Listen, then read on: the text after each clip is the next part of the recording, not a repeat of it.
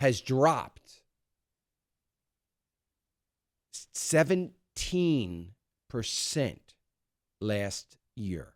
17%.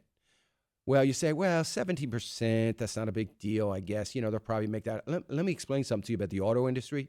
The auto industry fights tooth and nail, literally, for a half of 1% of market share.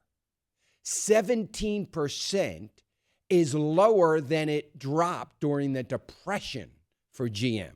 A 17% year over year market share. Now, here's the thing that we've got to pay attention to. Not that it just dropped 17%. What we've got to pay attention to is it is very unlikely, in my opinion, that we will see any kind of management changes or any changes whatsoever in the way that GM does business. When GM was said they were going to be bailed out and they got their bailout, they were going to make all these changes. They made about a quarter of those changes. They're operating exactly like they operated in 2007. And now they're losing 17%. They're saying it's not a big deal because we're going to be unveiling our new line of pickup trucks. And pickup trucks is their biggest line, and it's very profitable for them. And that's going to make up the difference. Good luck making up 17%. It's not going to happen. Anyway, just thought I'd throw that out. But it doesn't matter. It doesn't matter because you've got executives at GM making tons of money. You got ownership of GM partially by the unions.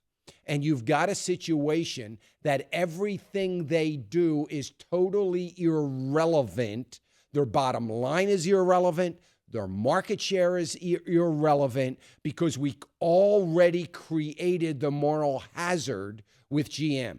We've already created it with the banks. They are free once again to make poor decisions, poor management decisions in the way they operate, and really have very little concern about their bottom line.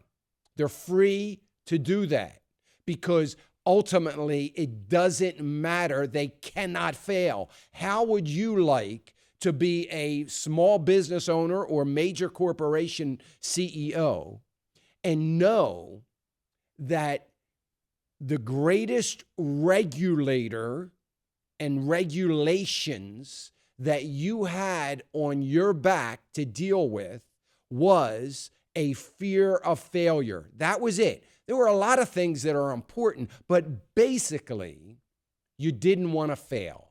You didn't want to put thousands of people on the street, or maybe you're a plumbing contractor that has 3 or 4 people and you're trying to earn a living. You didn't want to fail. You're cautious about the decisions that you need to make in and around your business, right?